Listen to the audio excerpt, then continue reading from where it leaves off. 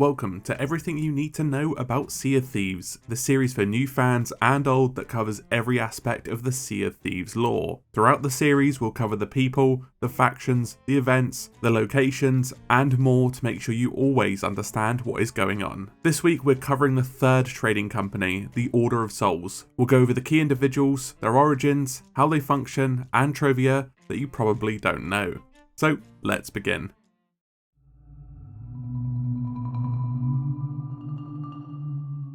The Order of Souls, much like the Merchant Alliance, has its origins tied to one of its key members. So, like last time, you can treat this as a 2-for-1 episode. The story is covered in the comic Sea of Thieves Origins: The Vision of Order. The founder of the Order of Souls is Madame Olivia, the representative of the Order found at Plunder Outpost. It's unclear if the Order is the third or fourth trading company on the Sea of Thieves due to conflicting evidence which will be detailed later in the video, but they definitely arrived after the Merchant Alliance and Gold Hoarders. This is roughly 8 years before the events of the game. Madame Olivia was living in a small town when she was a young girl, out in the wider world. She saw herself as a bit of an outcast, for her and her friends had abilities that the townsfolk feared. Due to this, they would gather in the wilderness, shrouded in the confines of an abandoned shack. Here, they practiced what most would call witchcraft. Olivia, Amina, and Ozan would meet in secret away from their fathers, priests, and soldiers. On one fateful night, Ozan discovered an object of great power, which would allow the girls to tap into abilities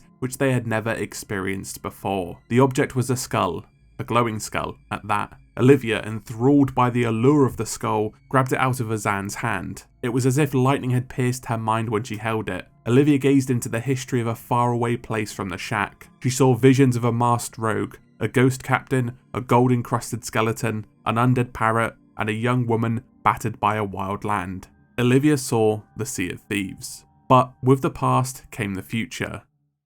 Olivia also saw a young, beautiful woman, a woman revered as a goddess unafraid of the pyres, angry men, or the very shack she dwelled in. Olivia now knew the woman she was destined to be. In a paradoxical realization, Olivia urged the other two to collect ingredients for a ritual, which she had seen herself performing in the vision. The ritual would extract the map to the Sea of Thieves. Gathering the ingredients and sacrificing a rooster, Olivia performed the ritual, causing the map to the Sea of Thieves to be projected inside the shack. Olivia urged them to journey there, for that was the future she had seen. Amina and Ozan were skeptical. With no experience of sailing, the task seemed impossible. Olivia informed them that if they do not go, they will die in the streets poor, but that was the future she saw for them. This was a lie, for she had only seen one future, the future where they arrive in the Sea of Thieves. Olivia, hatching a scheme to get them a ship, headed to a nearby grave and exhumed the remains. Once arriving at the shipyard, she got the attention of the owner by pretending to browse nearby. The owner, concerned about the appearance of the strange girl, approached. He urged Olivia to leave, stating he was going to lose a sale because of her. Olivia began to tell the man various secrets, tricking the man into thinking she was omniscient. She also threatened him to tell the truth about him falsifying his mother's will and how it was his brother who was to inherit the docks. In order to buy Olivia's silence, the owner gives her a ship and a compass. Olivia had exhumed the owner's mother and taken her secrets out of her remains. As the three had no experience of sailing, they dug up yet another grave. This one belonged to a legendary sailor. They proceeded to absorb his knowledge, his memories, and his skills from a lifetime at sea. With the strength of seasoned sailors, they managed to make it through the Devil's Shroud, but not without losing their ship and becoming marooned on one of the Sea of Thieves' many islands.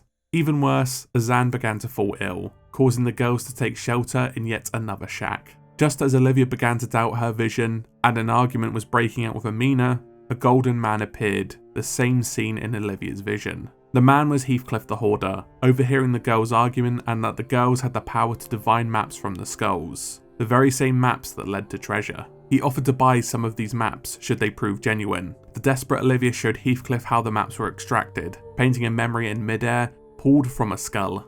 Olivia, going one step further, transferred this image onto parchment, thus began a partnership between the Gold Hoarders and the girls. Eventually, Heathcliff would return with a whole chest of gold, enough money for them to establish a trading post. They began to hire pirates to track down the skulls and bring them back, where the treasure maps were sold to the Gold Hoarders. Within a month, there were more Gold Hoarders asking for visits and rituals. Olivia did them one better, teaching Amina and Azan everything she knew, sending them off to establish trading posts on the other outposts. Amina would be sent to Ancient Spire outpost, and Azan would not be seen again after this. To this day, the Order of Souls still pay pirates to hunt down the undead, retrieving skulls from undead pirates even if they are still kicking. The Order of Souls will extract their memories, not just for gold or treasure, but for artifacts of great power. Unlike the Gold Hoarders and the Merchant Alliance, the Order of Souls' end goal is shrouded in mystery.